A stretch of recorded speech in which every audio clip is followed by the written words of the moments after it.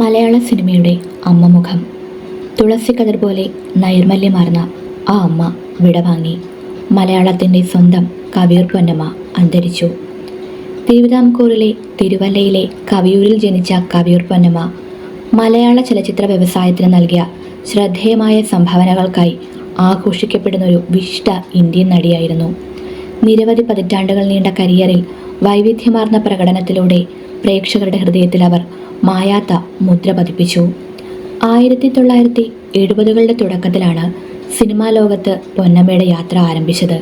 തൻ്റെ അഭിനയ മികവ് കൊണ്ട് വളരെ പെട്ടെന്ന് തന്നെ ശ്രദ്ധ പിടിച്ചുപറ്റി. നിരൂപക പ്രശംസ നേടിയ നിർമാല്യം എന്ന ചിത്രത്തിലാണ് അവരുടെ ആദ്യകാല വേഷങ്ങളിലൊന്ന്. അതിലെ അവരുടെ പ്രകടനം അതിൻ്റെ ആഴത്തിലും ആധികാരികയ്ക്കും പരക്കെ പ്രശംസിക്കപ്പെട്ടു. ഇതൊരു സമൃദ്ധമായ കരിയറിൻ്റെ തുടക്കം കുറിച്ചു. അത് അവർക്ക് വ്യവസായത്തിൽ ബഹുമാനിക്കപ്പെടുന്നതും